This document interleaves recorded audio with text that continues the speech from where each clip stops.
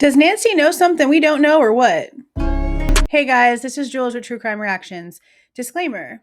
Everything stated in this video is my opinion and my opinion only. And just like everything else in these cases we discuss here on this channel, everything is alleged.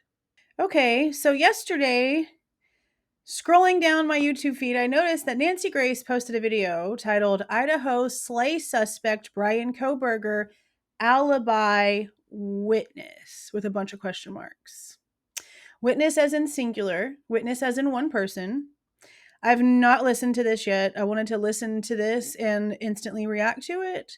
So I'm going to let it play in the background and I'm going to take notes as it goes while I'm getting my office area sort of straightened out. I know you guys have noticed that suddenly there's a difference here. I moved from where I was to a bigger space so I can have some sunlight. I mean, it's like almost 8 o'clock at night right now, so obviously there's no sunlight coming from either window. But I wanted to be out in a bigger area with some sun. So again, I'm going to listen to this and take notes while I'm sort of organizing stuff, and then I'll be back with my thoughts.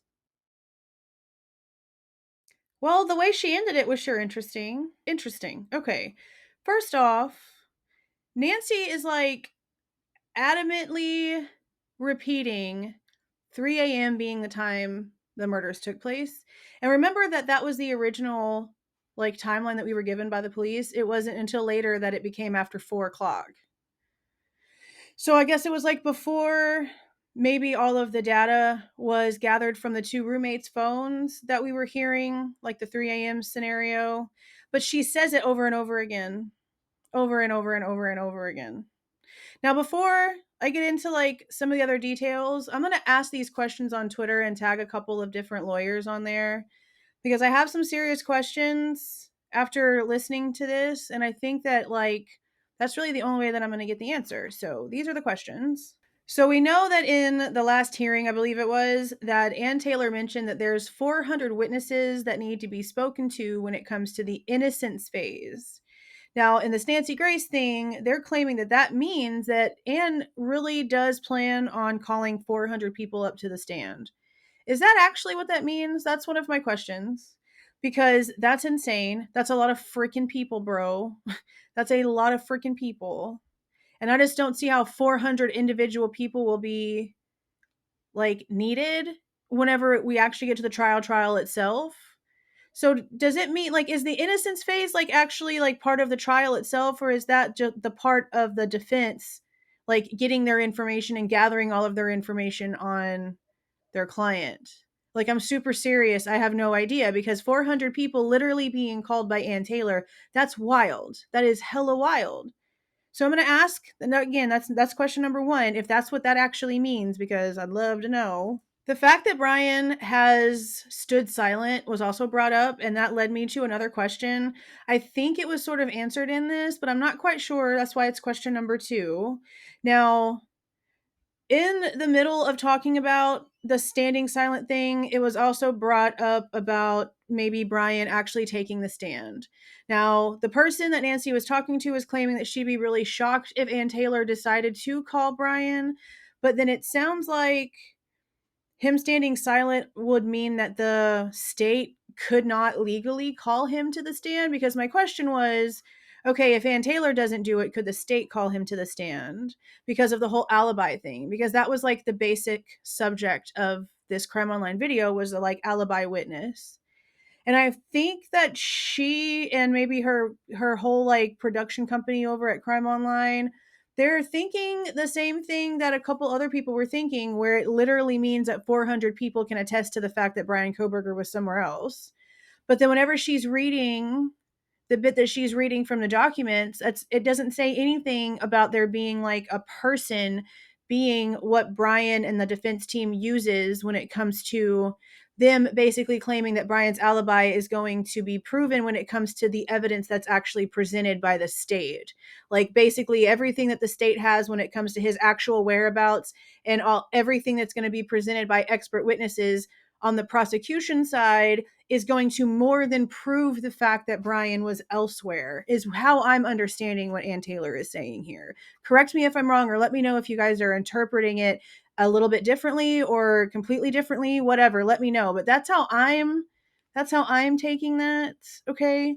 So, with all of that being said, it leads back to my second question. If he's standing silent and he doesn't get asked to go on the stand by his own team, like if he's standing silent to legit stand silent, like in all aspects, meaning he doesn't take the stand either, because he plans on using everything the state has to prove his own defense, could the state still call him as a witness? It sounds like no, but I really want some clarification on that one. Now, we all know that the only person that could have seen anyone that maybe looks like Bryan would be Dylan. So that's who I think that she's mentioning or meaning to like insinuate would be the person that could rip apart anything that Bryan Kohberger might have as an alibi, because Dylan, like, according to the exhibits for the probable cause affidavit, Dylan saw someone who favored, not really, but favored Bryan Kohberger. But this is also said in this episode. And this comes to like them claiming that the defense is claiming there's an actual physical person that's going to be an alibi witness. But again, that's not at all what at all is being said by the defense. Again, it's being stated the defense is going to use the expert witnesses and the evidence gathered and presented by the prosecution to prove the alibi. Nothing in that says a witness that is going to be giving some sort of eyewitness testimony from the state side is going to then collaborate with whatever the alibi is. They're claiming expert witnesses and actual evidence is what's going to prove it. So I'm not seeing where they're getting that this is like related to an actual human being. I'm just not.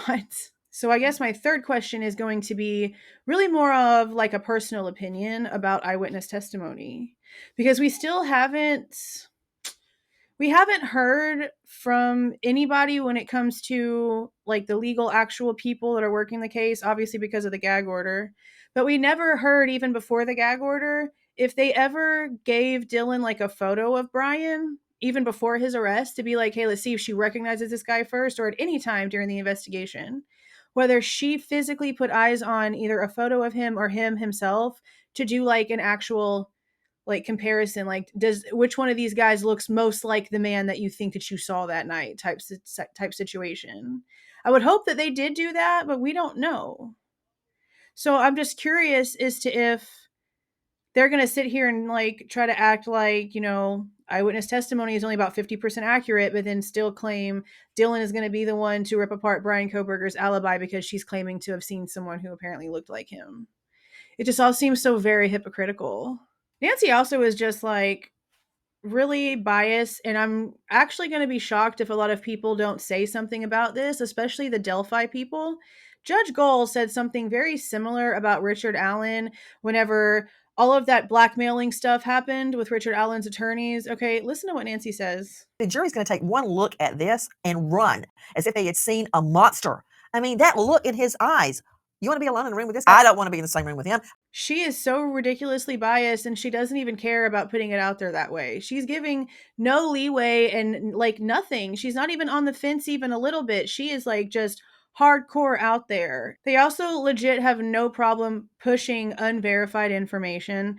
They're talking about how he stalked them on Instagram. None of those profiles have been verified. And all of the mainstream media people that have talked to the Goncalves family and talked about how there's these time-stamped screenshots and stuff like that. Every single one of the mainstream people that talked about this, while they're talking about it, put in their program they have been unable to verify any of it.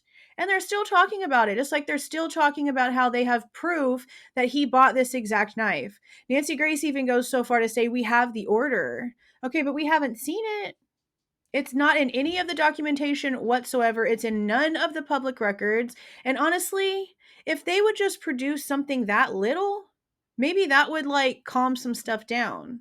Us seeing an Amazon receipt, like an actual proven, validated, verified Amazon receipt showing this exact knife going to Bryan Kohberger, maybe that would calm some stuff down. I'm just saying. And I don't think that something so small like a receipt, I don't think that would jeopardize the case. I mean, how could it? If anything, it would like prove their case to the public, and a lot of this crazy would kind of die down. I don't think it would do any harm. Maybe that's another question I need to ask. Like, how actual is it that like letting certain things out would be like a jeopardy to the case, or are they really just playing hush hush because they just really don't want to address anything? Maybe that's another question that I'll ask out there, and then just like use that scenario. Like, obviously it's hypothetical, but it's also, facts of a case, so it's a legitimate question. If they were to release something like the Amazon receipt, what damage, if any, could there actually like be here? It's a serious question. She also goes on about the car from the gas station, which again has never been even talked about by the police. Ever, not once. It's only Brian Inton.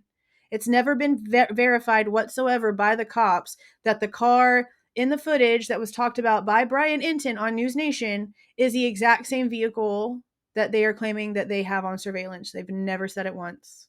Now, they do talk a lot about how Judge is at fault a lot here, and I get that sentiment a lot too. And I guess I'm sort of understanding the points. He's very soft on both sides. I mean, they all get paid by the same people, okay? Like, I keep telling y'all that. They all get paid from the same bank account, all right? But he could definitely be pushing things. He wants to. It sounds like he wants to, but he's also trying to like appease both sides, and maybe he's just trying to be fair to both sides. And maybe both sides are just taking advantage of it. Like, maybe he's just not trying to be like that kind of judge. You know what I mean? I mean, maybe he kind of does need to like kick it up a notch, but it does seem like he is just trying to like be fair to both sides. He's literally giving both of them everything they want, minus things that he wants to be in control of. But I like the fact that instead of giving both sides what they wanted, he decided to take control of the cameras and do the live streaming. And I'm telling you guys now, they're not making money off of that. They're literally live streaming it, and then they're either privatizing it or they're downloading it to like save it to their own files, and they're completely deleting it, because pretty much as soon as it's over, it goes black and it's not on the channel anymore. So they're not making money off this. You can't send no super chats. There's no comments. There's no live stuff. It's literally just sort of like the way that I said that this stuff should be handled everywhere. Cameras and microphones strategically placed in the courtroom, and it just goes on and then it just turns off, and none of the angles ever change. Nothing. It just stays the way it stays. I like it. Let me know down in the comments if you actually like the way that they're doing this. Maybe I should do a poll. I think I'm going to do a poll. I'll do a poll on here and on Twitter, and we'll compare results. Now, there is something else that I'm going to try to give like some benefit to this, because it sort of does go into some conversations that we've had before and that the true crime community itself has had several times. So we know that the defense filed something a long time ago claiming that Bethany Funk, one of the roommates from the house that night, had exculpatory evidence that would prove that Bryan Kohberger was innocent. What if, whenever Ann Taylor was talking about how it's hard to get people to talk to them in the hearing that we discussed, they're talking about Bethany? Now, we know that at some point there was an agreement for the defense team to go to Bethany, I believe in Nevada, and to interview her. And I don't think it was supposed to be recorded. I know there was like stipulations and stuff that was going back and forth. But after them telling us that there was like negotiations being made, they never told us if that interview ever was had and what the final stipulations were. So I don't know if maybe that's who Anne means by how they're having issues getting people to talk to them, because not only, do we know this stuff with Bethany, but then in certain conversations, Steve Goncalves has sort of made it sound as if Dylan also isn't really cooperating and doesn't really want anything to do with any of it. So we've got both of the roommates pretty much not really wanting to participate in what's happening, which just makes it like even more suspicious. And there's nothing wrong with me claiming that either. If they really have the right guy, why would they be so afraid to come back over the state line to testify in court, to talk to who they need to talk to, in order to make sure the man who did this and changed their lives forever got the punishment that he deserved?